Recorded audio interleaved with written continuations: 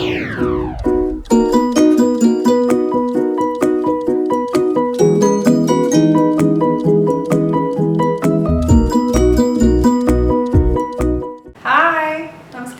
എന്തുണ്ട് വിശേഷം? എല്ലാവരും സുഖം തന്നെയല്ലേ? എന്നോട് കുറെ പേര് പറയാറുണ്ട് ഈ സ്ഥിരം പല്ലവി ഒന്ന് മാറ്റാൻ. നിങ്ങൾക്ക് തോന്നുന്നുണ്ടോ? നിങ്ങളുടെ അഭിപ്രായം എന്താ? ഞാൻ ഈ സ്ഥിരം പല്ലവി മാറ്റണോ? കാരണം എന്താണെന്നറിയാമോ, കുറെ അമ്മമാർ എന്നോട് പറയാറുണ്ട് മക്കളിപ്പോൾ വീണാസ് കഥകളിന്റെ ആ പാട്ട് കേൾക്കുമ്പോൾ തന്നെ ഓടി വരും. അതുപോലെ തന്നെ വീണ ചേച്ചി പറയുമ്പോൾ അതേപോലെ തന്നെ അവർക്ക് കാണാപ്പാടാണ് ഞാൻ പറയുന്നത്. അപ്പോൾ അവരും അതുപോലെ തന്നെ പറയുന്നതെന്നൊക്കെ പറഞ്ഞ് എനിക്ക് മെസ്സേജസും അതേപോലെ തന്നെ വീഡിയോസൊക്കെ അയച്ചു തരാറുണ്ട്. അപ്പോൾ അത് കേൾക്കുമ്പോൾ എനിക്കൊരു സന്തോഷം. അപ്പോൾ എനിക്ക് എന്താ പറയുക, ഇത് മാറ്റാൻ തോന്നുന്നില്ല. പക്ഷേ എങ്കിൽ പോലും നിങ്ങളുടെ അഭിപ്രായം എന്നോട് പറയണം. അപ്പോൾ നമ്മൾ ഇന്ന് ചെയ്യാൻ പോകുന്നത് എന്താണെന്നറിയാമോ? നിങ്ങൾ ഒരുപാട് പേര് എൻ്റെ അടുത്ത് റിക്വസ്റ്റ് ചെയ്തിട്ടുള്ള റെസിപ്പിയാണ് ബീഫ് പിക്കിൾ. പലതരം പിക്കിൾസിന്റെ റിക്വസ്റ്റ് എനിക്ക് വരുന്നുണ്ട്. നെല്ലിക്ക, അതുപോലെ തന്നെ വെളുത്തുള്ളി, അങ്ങനെ എല്ലാം ഞാൻ പതുക്കെ ചെയ്യാം. പക്ഷെ ഇന്ന് ബീഫ് പിക്കിളാണ് നിങ്ങൾക്ക് കൊണ്ടുവന്നിരിക്കുന്നത്. അപ്പോൾ വളരെ എളുപ്പത്തിൽ തയ്യാറാക്കാൻ പറ്റും. അതേസമയം നല്ല സ്വാദിഷ്ടമായ പിക്കിളാണ്. എൻ്റെ വെജിറ്റേറിയൻ ഫ്രണ്ട്സ് എന്നോട് ക്ഷമിക്കുക. കാരണം നമുക്ക് ഇടയ്ക്ക് ഇതൊക്കെ ഇട്ടില്ലെങ്കിൽ എൻ്റെ ബാക്കിയുള്ള ഫ്രണ്ട്സ് എന്നോട് പിണങ്ങും. അല്ലെങ്കിൽ തന്നെ നിങ്ങൾക്ക് ഇത്തിരി പണക്കം കൂടുതലാണ് കേട്ടോ. ഈയിടെയായിട്ട് എനിക്ക് ഇങ്ങനെ മെസ്സേജ് വരുന്നുണ്ട്, ചേച്ചി ഞങ്ങൾക്ക് മാത്രം റിപ്ലൈ അയച്ചില്ല. നിങ്ങളൊന്നും മനസ്സിലാക്കുക, എനിക്ക് ഒരുപാട് മെസ്സേജസ് വരുന്നുണ്ട്. തീർച്ചയായിട്ടും ഞാൻ എൻ്റെ കഴിവിൻ്റെ പരമാവധി ഞാൻ ശ്രമിക്കുന്നുണ്ട് റിപ്ലൈ തരാൻ. നിങ്ങളത് എന്നോട് സ്നേഹമുള്ള കുട്ടികളാണെങ്കിൽ അത് മനസ്സിലാക്കുമെന്ന് ഞാൻ വിശ്വസിക്കുന്നു. പിന്നെ ഇന്ന് തൊട്ടിട്ട് എൻ്റെ മക്കളുടെ എക്സാം തുടങ്ങുകയാണ്. അപ്പോൾ അറിയാലോ, 2 കുസൃതി കുട്ടന്മാരെ നമ്മളിങ്ങനെ പഠിപ്പിക്കുന്ന കാര്യം നിങ്ങൾക്ക് നന്നായിട്ട് ഊഹിക്കാൻ പറ്റും. അപ്പം അതിൻ്റെ തിരക്കുകളൊക്കെ ആയതുകൊണ്ടാണ്. അപ്പോൾ കഴിഞ്ഞ ദിവസം ഇട്ടുണ്ടായിരുന്ന ചെയ്യാത്ത പായസം ട്രൈ ചെയ്ത് നോക്കാൻ മറക്കരുത്. അതുപോലെ തന്നെ ലൈവിന്റെ കാര്യം എന്നോട് ചോദിച്ചിരുന്നു പലരും. നാളെ, അതായത് 25-ാം തീയതി UAE ടൈം 6 മണിക്കാണ് ഞാൻ ലൈവിൽ വരുന്നത്. ഇനി പറഞ്ഞില്ല കേട്ടില്ല എന്ന് പറഞ്ഞ് പരാതി പറയരുത്. ലൈവിൽ വന്നാൽ തന്നെ ഒരുപാട് മെസ്സേജസ് ഇങ്ങനെ സ്ക്രോൾ ചെയ്ത് പോകും. എനിക്ക് എല്ലാവരുടെ ചിലപ്പോൾ പേരുകൾ പറയാൻ പറ്റിയെന്ന് വരില്ല. അതുകൊണ്ട് ഇപ്പോഴേ തന്നെ ഞാൻ മുൻകൂട്ടി ജാമ്യം എടുക്കുകയാണ്. അപ്പോൾ അതുപോലെ തന്നെ ഇന്നലത്തെ വീഡിയോ കണ്ടതിന് ശേഷം ഒരുപാട് പേര് എന്നോട് ഹെന്ന മിക്സിന്റെ കാര്യമൊക്കെ ചോദിച്ചിരുന്നു. അത് തീർച്ചയായിട്ടും ഞാൻ ഒരിക്കലും ചെയ്യാം. കാരണം എൻ്റെ ഹെന്ന ഓൾറെഡി കഴിഞ്ഞു പോയി. ഞാൻ പിന്നെ 2 ദിവസം മുന്നേ ഹെന്ന ഇട്ടുണ്ടായിരുന്നു. ഇനിയിപ്പോൾ ഞാൻ ഹെന്നയാണ് എങ്ങനെ ചെയ്യാം. അപ്പോൾ അടുത്ത പ്രാവശ്യം ഞാൻ ഹെന്ന വാങ്ങിക്കുമ്പോൾ തീർച്ചയായിട്ടും നിങ്ങൾക്ക് അത് മിക്സ് ചെയ്ത് കാണിച്ചു തരാം. അതുപോലെ തന്നെ വേറെ കാര്യം, ഞാൻ പണ്ട് ഇട്ടുണ്ടായിരുന്നു ചിക്കൻ പിക്കിൾ. അപ്പോൾ ചിക്കൻ പിക്കിൾ ട്രൈ ചെയ്ത് നോക്കാത്തവർ ട്രൈ ചെയ്ത് നോക്കാൻ മറക്കരുത്. വളരെ ടേസ്റ്റി ആയിട്ടുള്ള റെസിപ്പിയാണ്. കുറേ പേര് ട്രൈ ചെയ്തിട്ടുണ്ടെന്ന് എനിക്കറിയാം. പക്ഷേ ചെയ്യാത്തവർ തീർച്ചയായിട്ടും ചെയ്ത് നോക്കണം കേട്ടോ. ഓക്കെ, അപ്പോൾ നമുക്ക് എങ്ങനെയാണ് നമ്മുടെ ബീഫ് പിക്കിൾ തയ്യാറാക്കാമെന്ന് നോക്കിയിട്ട് വരാം.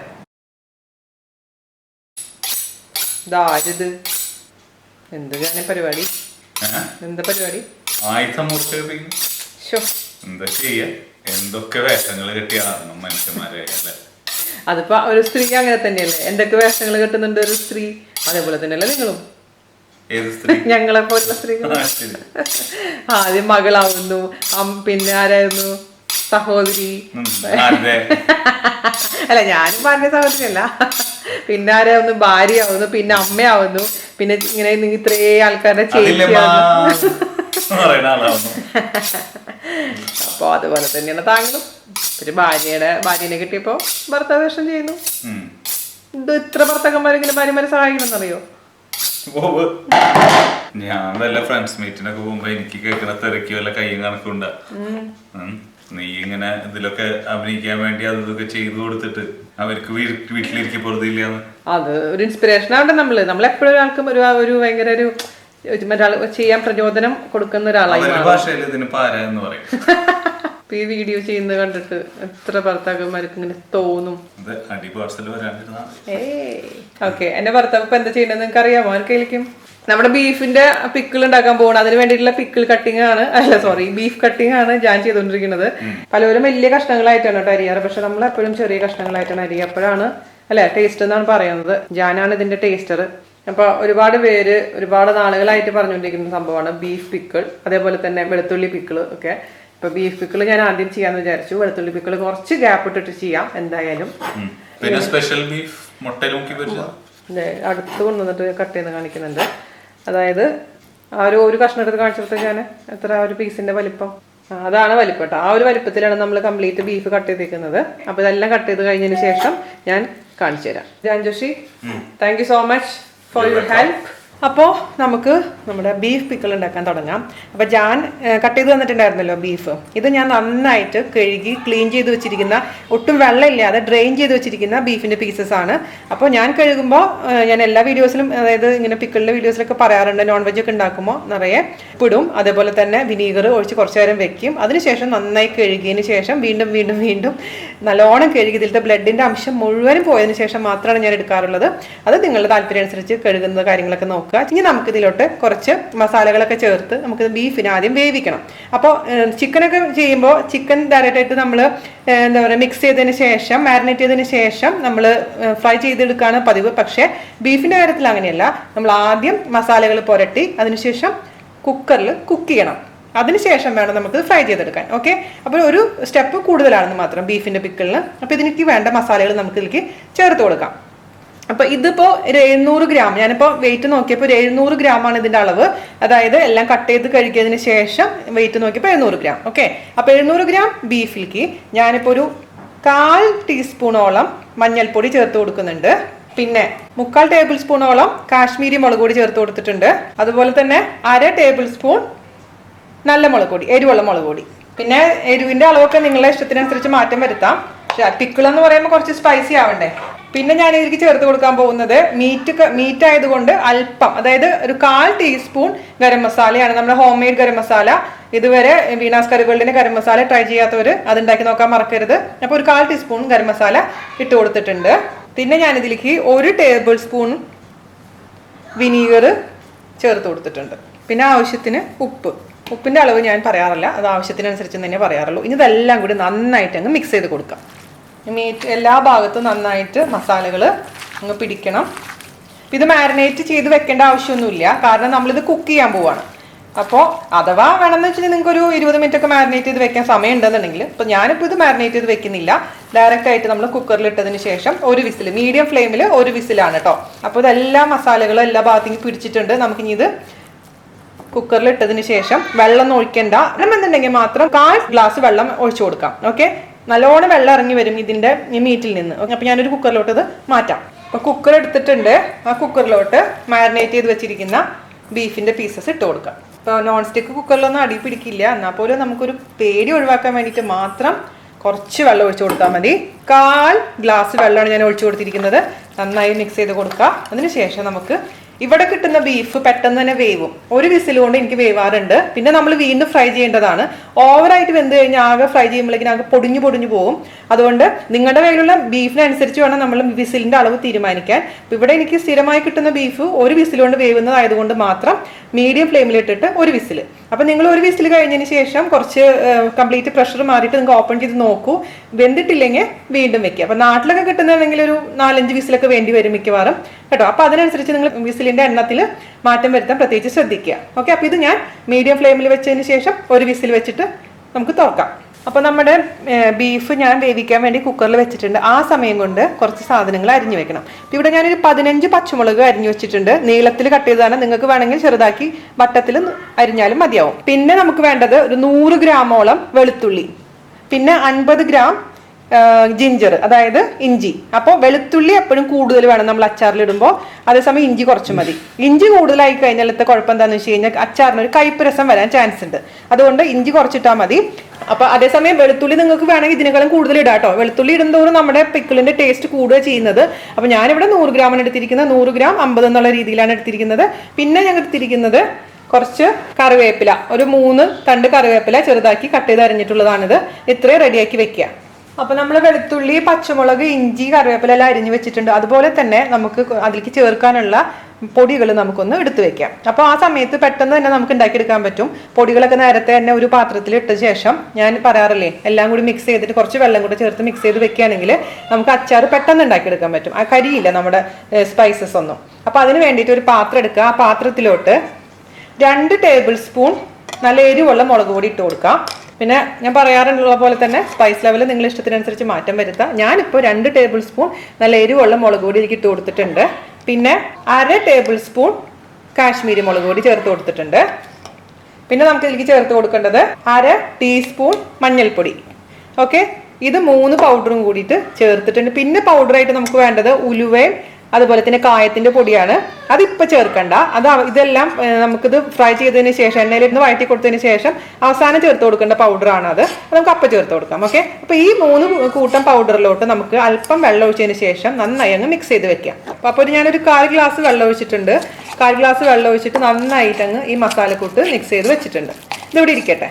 ഓക്കെ, ഇനി ബാക്കിയുള്ള പ്രൊസീജിയർ നമുക്ക് ബീഫ് വെന്തതിന് ശേഷം കാണിച്ചു തരാം. ഇതിപ്പോൾ ഒരു വിസിൽ വന്ന് ഓഫ് ചെയ്തിട്ടിട്ടുള്ളതാണ് കുക്കർ. പ്രഷറൊക്കെ കംപ്ലീറ്റ് പോയിട്ടുണ്ട്. നമുക്കിത് ഓപ്പൺ ചെയ്യാം. ഇപ്പം ഇത് ഓപ്പൺ ചെയ്തിട്ടുണ്ട്. നമുക്കിനി എടുത്ത് നോക്കാം. ഇതേ കണ്ട, ഇതിൽ അല്പം വെള്ളമുണ്ട്, കുറച്ച് വെള്ളമുണ്ട്. ഈ വെള്ളം ഇതിൽ കിടന്ന് വറ്റട്ടെ. അപ്പോൾ ഗ്യാസ് ഓൺ ചെയ്യുക, അതായത് തീ ഓൺ ചെയ്യുക. അതിനുശേഷം ഈ വെള്ളം കൂടെ നമുക്കിതൊന്ന് വറ്റിച്ചെടുക്കണം. അപ്പം നിങ്ങൾക്ക് ഇത്രയും ചെറുതാക്കി ഇടാൻ താല്പര്യം ഇല്ല എന്നുണ്ടെങ്കിൽ ഞാൻ പറഞ്ഞല്ലോ, നിങ്ങളുടെ ഇഷ്ടത്തിനനുസരിച്ചുള്ള വലിപ്പം കഷ്ണങ്ങൾക്ക് വരുത്തുക. വലുതാക്കിയോ മീഡിയം സൈസ് ആയിട്ടൊക്കെ മുറിച്ചോളൂ, കുഴപ്പമില്ല. ഇനി എന്ത് ചെയ്ത് കഴിഞ്ഞാലും വേവിച്ചതിന് ശേഷം വെള്ളം ഇതിൽ താഴെ ഉണ്ട് എന്നുണ്ടെങ്കിൽ നമുക്കത് വറ്റിച്ച് കളയണം. ഇത് വറുത്തെടുക്കേണ്ടതാണ്. അപ്പോൾ വെള്ളം ഉണ്ടെങ്കിൽ വെള്ളം കളയണ്ട, കാരണം ഇതിൽ എല്ലാ ഗുണങ്ങളും ഈ വെള്ളത്തിൽ അടങ്ങിയിട്ടുണ്ട്. അപ്പോൾ ഈ വെള്ളം നന്നായി വറ്റിച്ചതിന് ശേഷം നമുക്ക് ഈ പീസസ് ഒന്ന് വറുത്തെടുക്കാം. ഓക്കെ. അപ്പോൾ ഈ വെള്ളം ശരിക്കും ഞാൻ പറഞ്ഞില്ലേ, ശരിക്കും വെള്ളം ഒഴിക്കേണ്ട ആവശ്യമില്ല. എന്നാലും നമ്മൾ റിസ്ക് എടുക്കേണ്ടതെന്ന് വെച്ചിട്ടാണ് ഞാൻ കുറച്ച് വെള്ളത്തിലേക്ക് ഒഴിച്ച് കൊടുത്തത്. ചില കുക്കറിൽ പിടിച്ചു കഴിഞ്ഞാലോ പിന്നെ നമ്മൾ ചെയ്തത് മുഴുവൻ വേസ്റ്റ് ആയിട്ട് മാറില്ലേ. ഹൈ ഫ്ലെയിമിൽ വെച്ചോളൂ. അതിന് ശേഷം വെള്ളം വറ്റിച്ചതിന് ശേഷം നമുക്ക് വറുത്തെടുക്കാം. ഇതാ, അപ്പോൾ ഞാൻ ഇതിലത്തെ കംപ്ലീറ്റ് വെള്ളം വറ്റിച്ചെടുത്തിട്ടുണ്ട്. ഇതിൽ വെള്ളമൊന്നും ഇല്ല. ഇനി നമുക്കിത് ഫ്രൈ ചെയ്തെടുക്കണം. വേവിച്ചിട്ടില്ല എന്നുണ്ടെങ്കിൽ ഫ്രൈ ചെയ്യാൻ ഒരുപാട് സമയം എടുക്കും. ഇതുപോലെ പ്രത്യേകിച്ചും ഈ ചെറുതാക്കി കഷ്ണങ്ങളാക്കി മുറിച്ച് കഴിഞ്ഞാൽ കുഴപ്പമില്ല. എന്നാൽ പോലും ടേസ്റ്റിന് നമ്മളത് ഫ്രൈ ചെയ്തെടുക്കണം. ഈ മസാലയൊക്കെ കൂടിയിട്ട് ഫ്രൈ ചെയ്യുമ്പോൾ പ്രത്യേക ടേസ്റ്റ് വരും കേട്ടോ.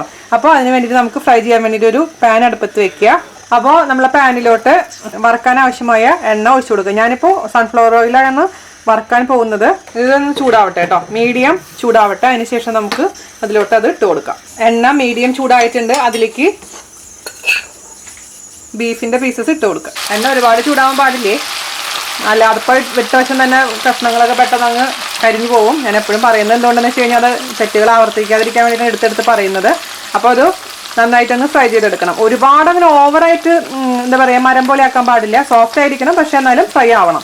അപ്പോൾ ഇതുപോലെ ചെറുതാക്കി ഇടുന്നത് കാരണം പെട്ടെന്ന് തന്നെ നമുക്കിത് ഫ്രൈ ചെയ്തെടുക്കാൻ എളുപ്പമായിരിക്കും. പിന്നെ മാത്രമല്ല, ഈ നമ്മുടെ പിക്കിൾ ഇടുമ്പോൾ പെട്ടെന്ന് തന്നെ ഇതിലോട്ട് നന്നായി പിടിക്കുകയും ചെയ്യും. വലിയ പീസാണെങ്കിൽ കുറേ ദിവസം എടുത്താലാണ് ആ മസാലയും അതിൽ ചേർത്തിരിക്കുന്ന വിനീഗറും ഉപ്പും എരിവും ഒക്കെ ഈ പീസിലോട്ട് പിടിക്കുള്ളൂ. ചെറുതാക്കി ഉണ്ടാക്കുമ്പോൾ അതൊക്കെ പെട്ടെന്ന് ശരിയാവാനുള്ള ചാൻസ് കൂടുതലാണ്. എൻ്റെ വീട്ടിലൊക്കെ സാധാരണ രീതിയിൽ അമ്മ നാരങ്ങാച്ചാറ്, മാങ്ങാച്ചാറ്, അങ്ങനെയുള്ള നാടൻ നമ്മുടെ വെജിറ്റേറിയൻ സംഭവങ്ങൾ മാത്രമാണ് ചെയ്തുകൊണ്ടിരുന്നത്. പക്ഷെ കല്യാണം കഴിഞ്ഞ് കല്യാണം കഴിഞ്ഞ് ഞാൻ ജാൻ്റെ അടുത്ത് എത്തിയപ്പോഴാണ് ഇതുപോലെയുള്ള നോൺ വെജ് പിക്കിളിനെ കുറിച്ച് അറിയുന്നതും കാണുന്നതൊക്കെ. ഉണ്ടാക്കുന്നത് ജാൻ്റെ അമ്മ ഭയങ്കര എക്സ്പേർട്ടാണ് കേട്ടോ ഈ നോൺ വെജ് പിക്കിൾസ് ഉണ്ടാക്കാൻ.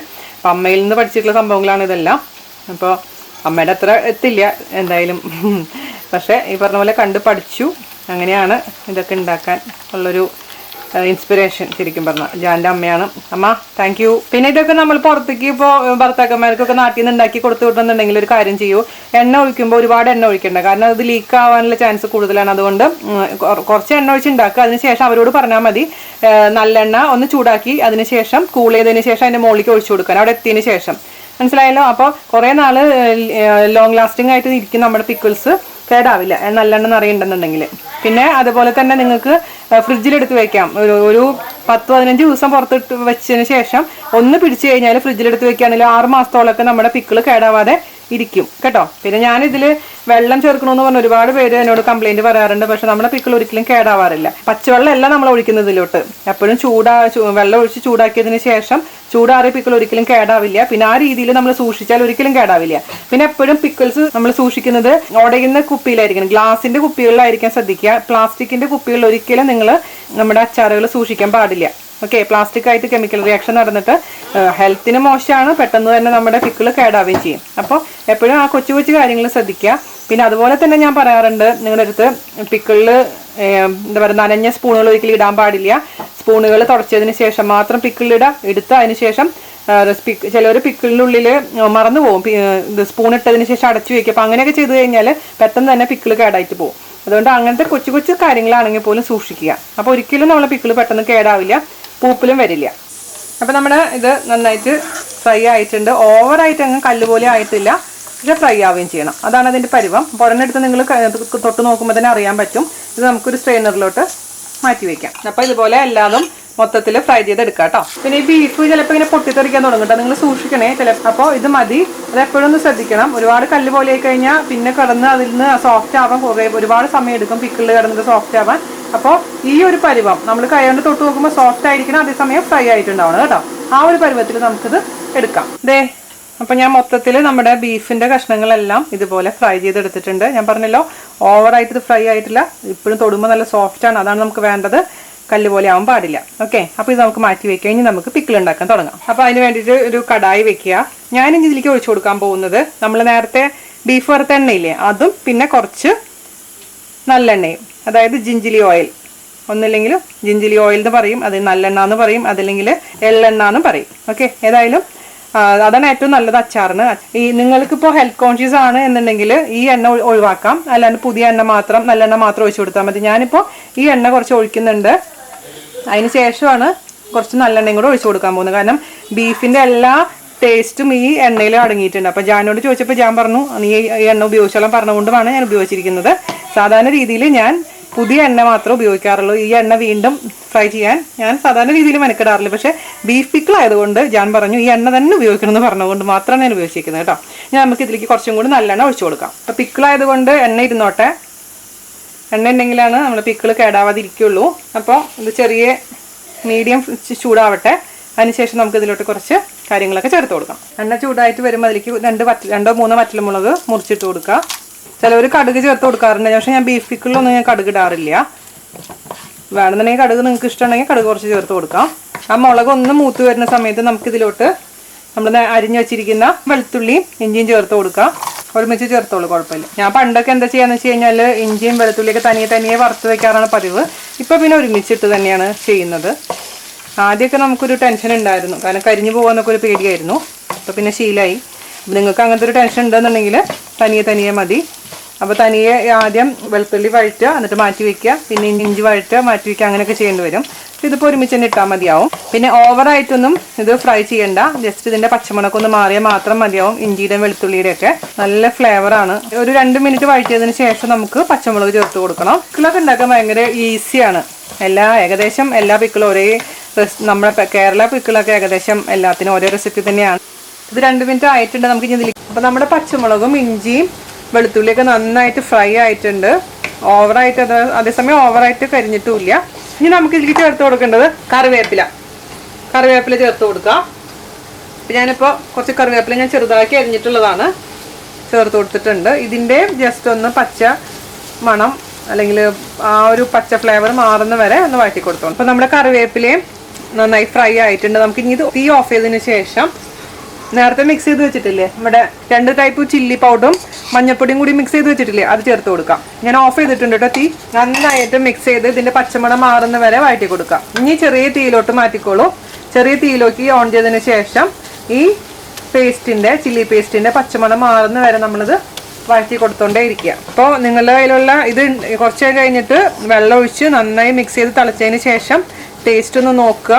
കാരണം ചില്ലി പൗഡർ കുറവാണെന്നുണ്ടെങ്കിൽ കുറച്ചും കൂടെ നിങ്ങൾ തനിയെ ഒന്ന് ഫ്രൈ ചെയ്തിട്ട് ഇട്ട് കൊടുത്താൽ മതി. അതെപ്പോൾ വേണമെങ്കിലും ഇട്ട് കൊടുക്കാം നമുക്ക്. അതായത് ഇപ്പം നാളെ നോക്കിയിട്ട് ചില്ലി പൗഡർ കുറവാന്ന് തോന്നുകയാണെങ്കിൽ കുറച്ച് എണ്ണയിൽ ഇതേപോലെ തന്നെ ചില്ലി പൗഡർ ഒന്ന് ചൂടാക്കി അതിന് ശേഷം ആ അച്ചാറിലോട്ട് ഇട്ടിട്ടൊന്ന് മിക്സ് ചെയ്ത് കൊടുത്താൽ മതി. കുറേ ദിവസത്തിന് ശേഷം അല്ല കേട്ടോ ഞാൻ പറയണത്, നാളത്തെ കാര്യമാണ്. അതായത് ഉണ്ടാക്കി പിറ്റേ ദിവസമൊക്കെ മാറ്റങ്ങൾ വരുത്താൻ പറ്റും നമുക്ക്. അപ്പോൾ ഇതിൻ്റെ പച്ചമണം മാറുന്ന വരെ നന്നായിട്ട് അങ്ങ് വഴറ്റി കൊടുത്തോണ്ടേ ഇരിക്കുക. ചെറിയ തീയിലിട്ടതിന് ശേഷം കരിയാൻ പാടില്ല. പിന്നെ നമ്മൾ വെള്ളത്തിൽ മിക്സ് ചെയ്തിട്ടാണ് ചേർത്ത് കൊടുത്തിരിക്കുന്നത്, അതുകൊണ്ട് പൊടികൾ കരിയാൻ ചാൻസ് കുറവാണ്. എന്നാൽ പോലും സൂക്ഷിക്കുക. ഈ കാശ്മീരി ചില്ലി പൗഡർ ഇടുമ്പോൾ ആ ഒരു റോ സ്മെല്ല് പോകാൻ കുറച്ച് സമയം പിടിക്കും. ആ പച്ചമണം ഉണ്ടെന്നുണ്ടെങ്കിൽ നമ്മൾ ആ പിക്കിളിന് വേറൊരു മണമായിരിക്കും. പച്ചമുളക് നല്ലോണം മാറിയതിന് ശേഷം മാത്രം നമ്മൾ അതിലേക്ക് വിനീഗറൊക്കെ ഒഴിച്ചു കൊടുക്കാൻ പാടില്ല. നമുക്കിനി ഇതിലേക്ക് കുറച്ച് കായത്തിൻ്റെ പൊടി ചേർത്ത് കൊടുക്കണം, ഉലുവയുടെ പൊടി ചേർത്ത് കൊടുക്കണം. ഇവിടെ ഞാൻ ഉലുവ വറുത്ത് പൊടിച്ച് വെച്ചിരിക്കുന്നതാണ്. ഒരു 1/4 ടീസ്പൂണോളം ഉലുവപ്പൊടി ചേർത്ത് കൊടുത്തിട്ടുണ്ട്. കായത്തിൻ്റെ പൊടി പിന്നെ നമ്മൾ കടയിൽ നിന്ന് വാങ്ങിക്കുന്ന കായത്തിൻ്റെ പൊടിയാണ്. അതും ഇതേപോലെ തന്നെ ഒരു 1/4 മുതൽ 1/2 സ്പൂൺ വരെ ചേർത്ത് കൊടുക്കാം. നന്നായിട്ട് അങ്ങ് മിക്സ് ചെയ്ത് കൊടുക്കാം. ആ കായ ഉലുവ ഇടുമ്പോഴാണ് ശരിക്കും അച്ചാറിൻ്റെ ഒരു മണം വരുന്നത് തന്നെ.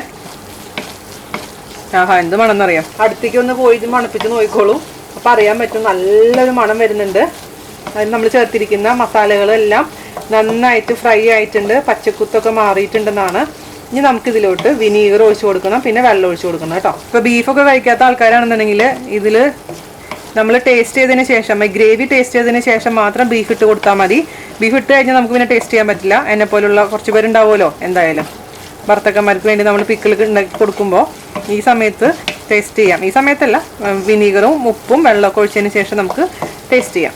ഇനി നമുക്ക് ഇതിലേക്ക് വിനീഗർ ഒഴിച്ചു കൊടുക്കാം. ഞാനിപ്പോൾ ഇതിലേക്ക് 1/4 കപ്പ് വിനീഗറാണ് ഒഴിച്ചു കൊടുത്തിരിക്കുന്നത്. അതായത് ഈ 240 ml ഞാൻ എപ്പോഴും യൂസ് ചെയ്യുന്ന 240 ml ഗ്ലാസ്സിൽ 1/4 ഗ്ലാസ്. അപ്പൊ പിന്നെ ഈ പറഞ്ഞ പോലെ പിക്കിൾ ഉണ്ടാക്കി പിറ്റേ ദിവസം അത്തേക്ക് നോക്കി ഇത് കുറവാൻ തോന്നുകയാണെങ്കിൽ കുറച്ചും കൂടെ വിനീഗർ നമുക്ക് ചേർത്ത് കൊടുക്കാം. അങ്ങനെ വിനീഗർ ചേർക്കുകയാണെന്നുണ്ടെങ്കിൽ ഡയറക്റ്റ് ആയിട്ട് വിനീഗർ ഒരിക്കലും ഒഴിക്കാൻ പാടില്ല. വിനീഗർ ഒന്ന് ചൂടാക്കിയതിന് ശേഷം അതിന് ചൂടാറിയതിന് ശേഷം ഒഴിച്ചു കൊടുക്കാൻ പാടുള്ളൂ. പിക്കിളിൽ ഡയറക്റ്റ് ആയിട്ട് ഒരിക്കലും ഫ്രഷ് ആയിട്ടുള്ള വിനീഗർ ഒഴിച്ചു കൊടുക്കാൻ പാടില്ല. ഓക്കെ, അപ്പോൾ തീ ഒന്ന് കൂട്ടി വെക്കാം. ഇനി നമുക്കിതിലേക്ക് വെള്ളം ഒഴിച്ചു കൊടുക്കണം.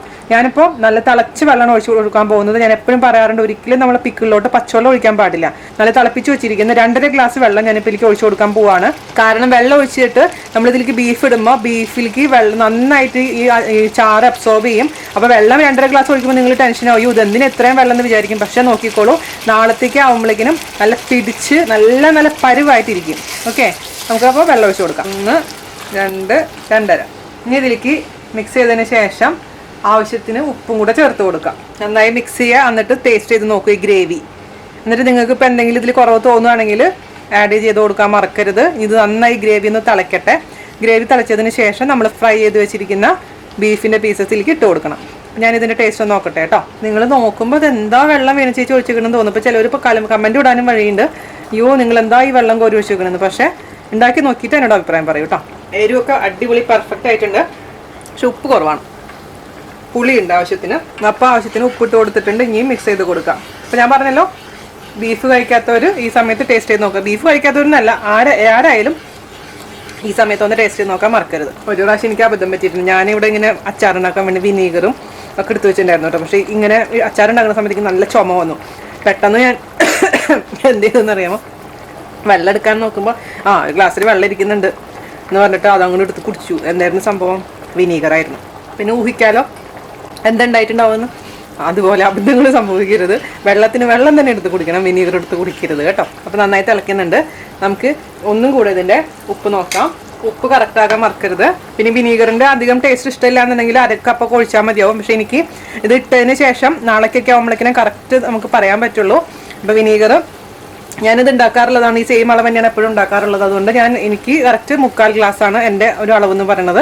നിങ്ങൾ വേണമെങ്കിൽ ഒരു കാര്യം ചെയ്തോളൂ, 1/2 ഗ്ലാസ് ഒഴിച്ചിട്ട് വേണമെന്നുണ്ടെങ്കിൽ മാത്രം വീണ്ടും ഒഴിച്ചു കൊടുത്താൽ മതിയാവും. അപ്പോൾ നമുക്കിനി ഇതിലോട്ട് ബീഫിൻ്റെ കഷ്ണങ്ങൾ ഇട്ട് കൊടുക്കാം. നന്നായി മിക്സ് ചെയ്യുക. ഇതൊന്ന് 5 മിനിറ്റോളം നല്ല ഹൈ ഫ്ലെയിമിലിട്ടതിന് ശേഷം തിളപ്പിക്കുക. അതിന് ശേഷം ഓഫ് ചെയ്യുക. അപ്പോഴേക്കിനും അത് കഴിഞ്ഞ് ഓഫ് ചെയ്ത് കഴിഞ്ഞാൽ, ഇപ്പം ഞാനിപ്പോൾ രാത്രി ഉണ്ടാക്കിക്കൊണ്ടിരിക്കുന്നത്, നാളെ നോക്കുമ്പോഴേക്കിനും രാവിലെ ആകുമ്പോഴേക്കിനും ഇതിൻ്റെ അച്ചാറൊക്കെ വറ്റി നല്ല പരണ്ടിരിക്കുന്നുണ്ടാവും. അതാണ് അതിൻ്റെ പരുവെന്ന് പറയണത്. ഒരു 5 മിനിറ്റോളം ഇതിലൊന്ന് കിടന്ന് തിളച്ചോട്ടെ. ഇപ്പം നമ്മുടെ അച്ചാർ ഇതൊരു 10 മിനിറ്റോളം തിളച്ചിട്ടുണ്ട്. ഞാനിത് ഓഫ് ചെയ്യാൻ പോവാണ്. ഞാനിനി ഇത് നാളെ രാവിലെ ആകുമ്പോൾ ഇത് കാണിച്ചു തരാം ഇതിൻ്റെ പരുവം. അതിന് ശേഷം തണുത്തതിന് ശേഷം മാത്രം കുപ്പികളിലാക്കുക. അപ്പോൾ നാളെ രാവിലെ ആകുമ്പോൾ ഞാനിതിൻ്റെ ടേസ്റ്റ് നോക്കും, ജാനെ കൊണ്ട് നോക്കിക്കും. അത് എന്തെങ്കിലും കുറവുണ്ടെന്നുണ്ടെങ്കിൽ നമുക്ക് ചേർത്ത് കൊടുക്കുക. അതിന് ശേഷം എല്ലാം റെഡിയായി എന്ന് ഉറപ്പ് വരുത്തിയതിന് ശേഷം ചൂടാറിയതിന് ശേഷം മാത്രം കുപ്പികളിലാക്കുക. അപ്പോൾ എടുക്കണം എന്നുണ്ടെങ്കിൽ കുറച്ച് ചെറിയ പോർഷൻ ഒരു ചെറിയ കുപ്പിയിലാക്കുക. ബാക്കിയുള്ളതൊക്കെ ഒരു വലിയ പോർഷനായിട്ട് ഒരു വലിയ കുപ്പിയിലായതിനു ശേഷം അടച്ചു വയ്ക്കാം. ഓക്കെ, എപ്പോഴും കുപ്പി നന്നായി കഴുകി ഉണക്കിയതിന് ശേഷം മാത്രം നമ്മൾ പിക്കിളിടാൻ പാടുള്ളൂ. വെറ്റായിട്ടുള്ള കുപ്പികളിൽ ഒരിക്കലും നമ്മൾ പിക്കിളിട്ട് വയ്ക്കാൻ പാടില്ല. ആ കാര്യങ്ങളൊക്കെ ഒന്ന് പ്രത്യേകിച്ച് ശ്രദ്ധിക്കുക. അപ്പോൾ ഇപ്പോൾ തൽക്കാലം ഞാൻ ഓഫ് ചെയ്യാണ്. ഞാൻ നാളെ രാവിലെ ഇതിൻ്റെ കണ്ടീഷൻ കാണിച്ചു തരാം. ഓക്കെ, ഇതിപ്പോൾ നമ്മുടെ പിറ്റേ ദിവസം രാവിലത്തെ കണ്ടീഷനാണ്. അപ്പം ഞാൻ ഒഴിച്ചിരുന്ന വെള്ളം മുഴുവനും പിടിച്ച് ഇതിലേക്ക് നല്ലോണം വലിച്ചെടുത്തിട്ട് ഒരു തിക്കായിട്ടുണ്ട് നമ്മൾ ഗ്രേവി. ഇതാണ് നമ്മൾ പരുവെന്ന് പറയുന്നത്. പിന്നെ എണ്ണ അത് ഞാൻ എൻ്റെ കഞ്ഞി അപ്പുറത്തെ സൈഡിൽ വെച്ചിട്ടുണ്ട്. അതിൻ്റെ സൗണ്ടാണ് കേട്ടോ കേൾക്കുന്നത്. രാവിലത്തെ ബ്രേക്ക്ഫാസ്റ്റാണ്. കഞ്ഞിയും തൂരപ്പരിപ്പ് ഉലർത്തിയതും പിന്നെ പപ്പടവും അച്ചാറൊക്കെയാണ്. അപ്പോൾ ഇത് ജാന് ടേസ്റ്റ് ചെയ്യാൻ കൊടുക്കണം ഞാൻ. അപ്പോൾ ഇതാണ് ഇതിൻ്റെ കൺസിസ്റ്റൻസി എന്ന് പറയുമ്പോൾ എണ്ണ വേണം. എണ്ണ മുകളിലേക്ക് തെളിഞ്ഞു നിന്നാൽ മാത്രമേ അച്ചാർ കേടാവാതിരിക്കുള്ളൂ. അപ്പോൾ നിങ്ങളിത് കാണുമ്പോൾ കുറച്ച് എണ്ണ തോന്നുന്നുണ്ടെങ്കിലും നിങ്ങളിപ്പോൾ അധികം എണ്ണ പ്രിഫർ ചെയ്യുന്നില്ലെങ്കിൽ ഇത്ര എണ്ണ ഒഴിക്കണ്ട കേട്ടോ. അത് നിങ്ങളുടെ തീരുമാനം അനുസരിച്ച് മാറ്റാം. പക്ഷേ ഞാൻ ഇത്ര എണ്ണ പ്രിഫർ ചെയ്യുന്നുണ്ട് നമ്മുടെ അച്ചാറായതുകൊണ്ട്. അല്ലാന്ന് വെച്ച് കഴിഞ്ഞാൽ കേടായി പോകാനുള്ള ചാൻസ് കൂടുതലാണ്. അപ്പോൾ ഈ ഒരു കൺസിസ്റ്റൻസി കേട്ടോ, അതാണ് അതിൻ്റെ ഞാൻ ചെയ്യുമ്പോൾ എടുക്കാറുള്ള കൺസിസ്റ്റൻസി. അപ്പോൾ അതുകൊണ്ടാണ് ഞാൻ നിങ്ങൾക്ക് കാണിച്ചു തരാം. കാരണം 2.5 ഗ്ലാസ് വെള്ളം നമ്മൾ ഒഴിച്ചെങ്കിൽ പോലും അതിലിരുന്ന് പിടിച്ച് വറ്റി ഇത്ര ഒരു രീതിയിലായിട്ട് മാറും. പിന്നെ നിങ്ങൾക്ക് ചാറ് ഇത്ര വേണ്ട എന്നുണ്ടെങ്കിൽ 2.5 ഗ്ലാസ് വെള്ളം ഒഴിക്കേണ്ട, കുറച്ച് വെള്ളം ഒഴിച്ചിട്ട് മാത്രം തിളപ്പിച്ച് അങ്ങ് എടുത്ത് വെച്ചാൽ മതി. അപ്പോൾ ഡ്രൈ ആയിട്ടിരിക്കും. അത് ഓരോരുത്തരുടെ ഇഷ്ടമനുസരിച്ച് മാറ്റം വരുത്താം. ഓക്കെ, അപ്പോൾ ഇത് നമുക്കിനി ജാന് ടേസ്റ്റ് ചെയ്യാൻ കൊടുക്കാം. ജാന്റെ അഭിപ്രായം നമുക്കറിയാം. അപ്പോൾ ജാന ബീഫ് അച്ചാർ ഒന്ന് ടേസ്റ്റ് ചെയ്തിട്ടൊന്ന് പറഞ്ഞേ. ബീഫ് അച്ചാറാ രാവിലെ എന്താ ചെയ്യാ? ദുബായ് 30x30 ചാലഞ്ചൊക്കെ 8 കിലോമീറ്റർ ഒക്കെ ഓടി പാർട്ടിസിപ്പേറ്റ് ചെയ്ത് വന്നിട്ട് ആ ഗുണം മുഴുവൻ കളയാൻ. പിന്നെ എനിക്ക് ടേസ്റ്റ് ചെയ്യാൻ പറ്റാത്തൊരു കാര്യം ആയതുകൊണ്ടല്ലേ താങ്കൾ ഭാര്യ എന്നെ കൊണ്ട് മൃഗീയമായി ബീഫ് അച്ചാർ ടേസ്റ്റ് ചെയ്യിപ്പിക്കുന്നു. ആരെങ്കിലും ഭർത്താക്കന്മാരെ കേൾക്കുന്നുണ്ടോ? മൃഗീയമായി ഭർത്താവിനെ ടേസ്റ്റ് ചെയ്യിപ്പിക്കുന്ന ഭാര്യനെ ആദ്യമായിട്ട് കാണുകയാണ് അല്ലേ? അതെ അതെ, മൃഗീയമായി. ശനിയാഴ്ച രാവിലെ ഞാൻ കഞ്ഞിയിൽ ഉപ്പിട്ടിട്ടില്ല കേട്ടോ. അത് സാരില്ല, ബീഫ് അച്ചാറിൽ ഉപ്പുണ്ടല്ലോ. ബീഫ് അച്ചാർ മാത്രം കഴിച്ചാലല്ലേ കറക്റ്റ് പറയാൻ പറ്റുള്ളൂ. അതൊരു സേഫ്റ്റിക്ക് കഴിച്ചു നോക്കിയതാ. അയ്യോ, വാ നന്നായിട്ട്. Thank you.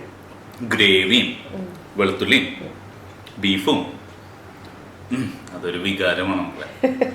എനിക്കറിയാത്തൊരു വികാരമാണ്, സോറി. അപ്പോ എന്താ പറയാ, നിങ്ങളിത് കുറച്ച് ദിവസം കഴിഞ്ഞിട്ട് അപ്പൊ ഇത് നിങ്ങൾ കുറച്ച് ദിവസം കഴിഞ്ഞിട്ട് എടുക്കാൻ കഴിക്കുകയാണെങ്കിൽ പെർഫെക്റ്റ് ആയിരിക്കും. ബുദ്ധിമുട്ടായിരിക്കും അത്രയും ടെമ്പറേച്ചർ. അപ്പൊ നിങ്ങൾക്ക് കഴിച്ചു നോക്കിയിട്ട് എപ്പോ വേണമെങ്കിലും എടുത്ത് കഴിച്ചോളൂ. പിന്നെ ഞാൻ പറഞ്ഞ പോലെ സൂക്ഷിക്കാൻ മറക്കരുത്. ഫ്രിഡ്ജിലെടുത്ത് വെക്കാം. ഫ്രിഡ്ജിലെടുത്ത് വെക്കണമെങ്കിൽ 6 മാസക്കാലത്തോളം അത് നന്നായി കേടാവാണ്ടിരുന്നോളും. ഓക്കെ, അപ്പൊ എല്ലാവരും ട്രൈ ചെയ്യാൻ അതിനുശേഷം അഭിപ്രായം പറയാം. അപ്പൊ ബീഫ് പിക്കിൾ ചോദിച്ച എല്ലാവർക്കും സന്തോഷമായെന്ന് ഞാൻ വിശ്വസിക്കുന്നു. അപ്പൊ അടുത്ത റെസിപ്പി ആയിട്ട് വരുന്നവരെ നന്ദി, നമസ്കാരം. Thank you. ഇതാണ് എൻ്റെ പഴയ കോലം. അതായത് ഒരു എത്ര വർഷമായിട്ടുണ്ടാവും, 2007-ത്തെ 10 വർഷം മുന്നേ എൻ്റെ കോലം ഇതായിരുന്നു. ഞാൻ മുടി വെട്ടിയതെന്ന് വെച്ച് കഴിഞ്ഞാൽ അബദ്ധത്തിൽ പെട്ടുപോയത്. ഇവിടെ വന്ന് അറബി അറിയാത്ത നാട്ടിൽ വന്ന് ഒരു അറബി സ്പീക്കിംഗ് ഒരു ലേഡിയുടെ ബ്യൂട്ടി പാർലറിൽ പോയിട്ട് സംഭവിച്ചൊരു പൊട്ടത്തരമാണ്. അവരുടെ അടുത്ത് ഞാൻ മുടി ചെറുതായി വെട്ടാൻ പറഞ്ഞതാണ്. പക്ഷേ അവർക്ക് എൻ്റെ ഇംഗ്ലീഷ് മനസ്സിലായില്ല, അവരുടെ അറബി എനിക്ക് മനസ്സിലായില്ല. അങ്ങനെ എൻ്റെ മുടി മുഴുവൻ അവർ വെട്ടിക്കളഞ്ഞു. അങ്ങനെ കരഞ്ഞു പിഴിഞ്ഞ് അവസാനം വർഷങ്ങളോളം വിളിച്ച് മുടിയൊക്കെ ഒന്ന് നീളം വെച്ച് കിട്ടാൻ ആ ഒരു ഫോട്ടോ ആണത്. അപ്പോൾ നിങ്ങൾ എൻ്റെ അടുത്ത് പഴയ ഫോട്ടോ ഷെയർ ചെയ്യാൻ പറഞ്ഞ സ്ഥിതിക്ക് ഞാനൊന്ന് ഷെയർ ചെയ്യുന്നുള്ളൂ. ഇതാണ് എൻ്റെ കയ്യിലിരിക്കുന്ന ഒരു ഫോട്ടോ. ഓക്കെ.